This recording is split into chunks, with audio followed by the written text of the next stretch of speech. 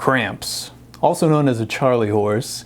This video is intended as a checklist to see if you're doing any of the things that cause them, or if you're not doing any of the things that prevent them. But first, let's start with how to massage your horsey if he's acting up. But even before that, why is it called a Charley horse? I did some digging, and it turns out back in the day, the Chicago baseball stadium, an old horse named Charley, would help the groundskeeper. Charley didn't walk so good, and so any outfielder with a cramp looked just like a Charley horse. Intervention when a cramp occurs. Number 1, hold static compression. Significant pressure is not advised. You want to find that sweet spot to where you're pushing hard enough to have an effect, but not so hard that you cause your muscle to resist defensively. When you find that right pressure, just breathe deep, hold steady, and wait for it to relax. Number 2, engage reciprocal inhibition while simultaneously gently stretch the cramped muscle. Reciprocal inhibition describes the automatic relaxation of the antagonist muscle. What does that mean? Well, the bicep is the antagonist of the tricep, and the quadricep is the antagonist of the hamstring. Whichever muscle activates the opposite movement from the affected muscle should relax, or keyword inhibit, the cramping muscle. Number 3, a combination of both methods. This may be too intense, so I wouldn't start with it, but it is worth considering, especially if the other two aren't working. So what causes it? We'll start with the less common but much more interesting cause, and that's thyroid-related problems. Muscle weakness, aches, stiffness, and cramping are common in people with hypothyroidism. To corroborate if it is your thyroid, take a look at these other complications associated with hypothyroidism. If you have a few of these, it's worthwhile consideration. Also, important to note that thyroid function is inhibited by brassica types of vegetables, since they contain goitrogens like glucosinolates and goitrins. This means veggies like broccoli, Brussels sprouts, cabbage, cauliflower, and kale could be the source of your cramps. And this leads us to our second cramp culprit, which is insufficient stretching. Not just before workouts, but even more importantly, afterwards. Like brushing your teeth after eating, we need to stretch and unwind our muscles after activity. It keeps us limber, decreases our chance of injury from stiff muscles, and it prevents cramps. Hypothetically, the reason why Charley horses are so common in the calves and feet is because we spend so much time sitting on chairs and on the toilet instead of squatting like our hunter-gatherer ancestors would have. I personally stretch about 20 minutes a day while waiting in line or just before bed while watching Star Trek. Point being, I rarely stretch without multitasking. I'm more likely to do it that way, and it's so easy to do that I can't justify focusing solely on stretching. I typically hold them for 15 to 30 seconds, and it's not uncommon for me to spend 1 to 2 hours massaging myself and stretching while watching Star Trek Voyager. And whether or not you're aware of the greatness that is Voyager, let's make a few things clear. Janeway as captain has more charm and social acuity than Picard or Kirk ever could. A black Vulcan makes excessive logic cool rather than annoying, and navigating your way home on your own from the Delta Quadrant is far more impressive than running missions that are well within arm's reach of Big Brother. Cause number 3, insufficient water, especially before exercise. However, during activity is important as well. Replenish fluids at regular intervals. Make sure that your water has electrolytes, especially sodium, as you lose a significant amount through sweat.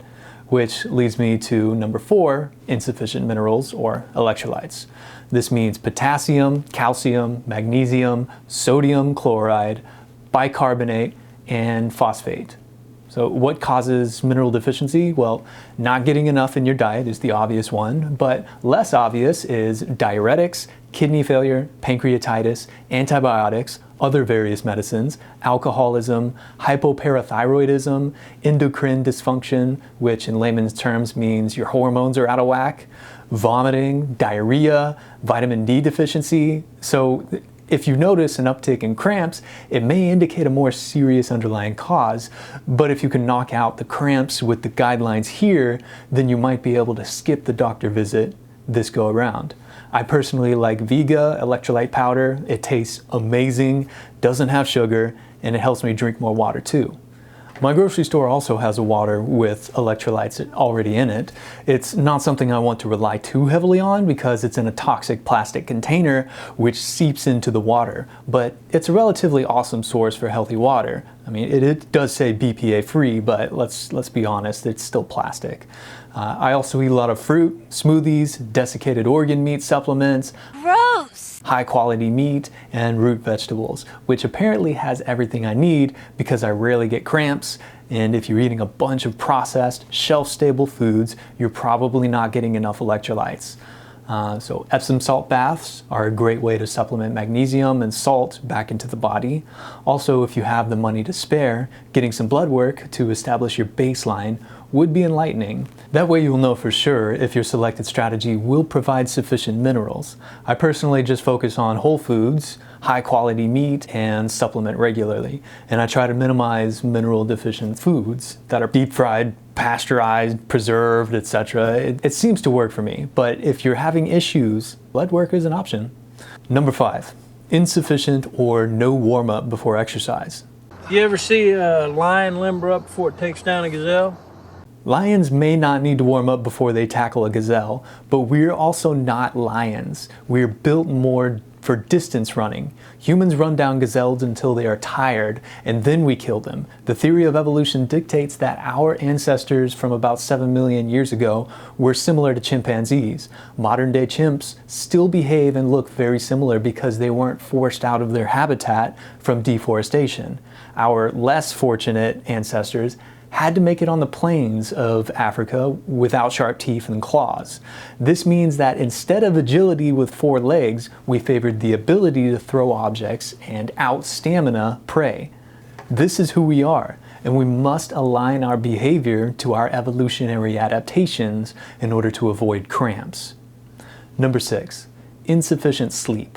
Of course, if your cramps keep you from sleeping, this can become a vicious cycle really quick. Luckily, there are so many other factors listed here that contribute to cramps that if you handle some of the others, like stretching, supplementing minerals, and taking an Epsom salt soak before bed, you just might make it through the night. You can also reference my video on how to sleep, which I'll link here when it comes out. But in short, for me personally, I've noticed that if I get a couple strenuous exercises in per week, if I make more than enough money to pay my bills and have fun, if I have mature, low-drama relationships and watch sci-fi while I stretch before bed, I mean, lately it's been Kill Tony, which actually it does not help. It's so stimulating and such a good show that, yeah, I lose sleep because of that. But if I stick to the sci-fi, I get good sleep and I sleep easy. Number 7, insufficient rest. This is both during and after activity.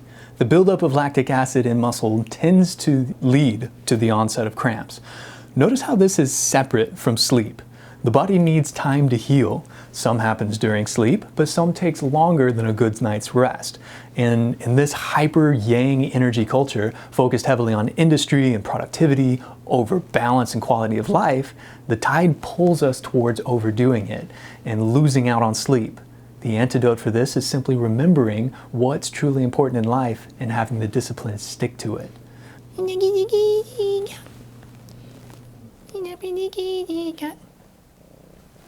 Number 8, muscle pain, fatigue, and overuse.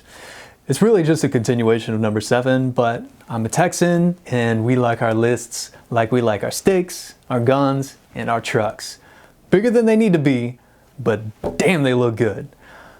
Taking more frequent breaks can help this. If your work day is 8 hours long, get up to do 10 jumping jacks every 30 minutes. Balancing out the workload can help too. When I use an old school toothbrush for my teeth, I brush the right side with the right hand, and then it took me a few months to get the dexterity, but I brush my left side with my left hand. When I'm sweeping the floor, I sleep one way for a while, and then I switch over and I do the other way. Anywhere you can find a rest for one side while the other takes over will do wonders towards less pain, stiffness, and cramps. Number 9, nerve disorders. Less common, but worth considering, especially if it is the motor nerve as opposed to the sensory nerve. Things like multiple sclerosis, peripheral neuropathy, and a host of others could be the culprit. Focusing on these other mentioned causes could help to lessen the effect, so don't write these off if you know you have a nerve disorder. Nerve impingement and damages are factors too. The feeling when you hit your funny bone is intense and obvious, but if you put a small amount of pressure on it for an extended period, it can also cause issues. If that happens anywhere, it could cause cramps. Impingement is a bit more insidious, as it tends to creep up on you slowly. The main areas to be aware of are the gluteals, where the sciatic nerve originates, and the thoracic outlet, which contains 3 different impingement points: your neck muscle, or the scalene, in between the collarbone and the first rib, and underneath the pectoralis minor. Keeping these areas massaged and stretched out, and not putting too much weight on them, will help to prevent impingement. Number 10, insufficient blood supply.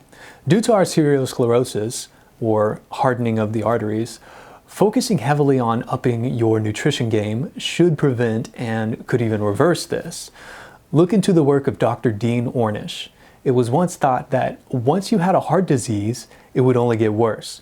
But Dr. Ornish has taken conventional cardiovascular patients, provided them with important lifestyle insights, and without drugs, the cardiovascular disease was resolved.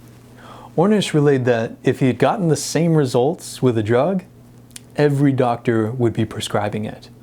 Check out his TED Talks for yourself. See the evidence. Kidney disease can also cause a decrease in blood supply. The lack of oxygen to the muscles leads to cramps.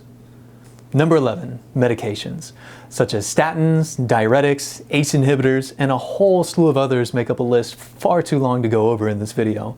To keep it simple, if you're taking medications, that's possibly the cause and warrants further consideration to counteract their effects, or ideally, figure out if you can get off them. Number 12, diabetes. When your blood sugar is low, your muscles become starved for glucose, which is an essential component of muscle contraction. Make sure to maintain stable blood sugar levels to prevent cramps. Number 13, liver disease. While the cause is unclear, muscle cramps are often reported to patients with this condition. Whether it be from alcohol abuse, hepatitis C, or other causes, we don't know, but it is a correlation. Number 14, dialysis or kidney failure. Electrolytes, namely calcium, potassium, and magnesium, are removed from the blood during dialysis. Plus, the drastic shifting of fluid causes sodium imbalance. Number 15, accumulation of toxins. In kidney failure, waste products and toxins build up in the body. These uremic toxins can affect nerve and muscle function, leading to cramps.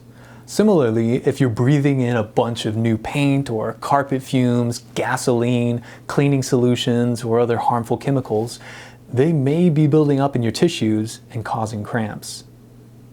Well, that's a wrap. Let me know if you know of any more causes or cures, or if you have any questions or comments. And remember, the next time you see an old, tired animal, you can feel sorry for it. Sure, that's commendable. But if you make fun of it, you just might make that animal as famous as Charley the horse.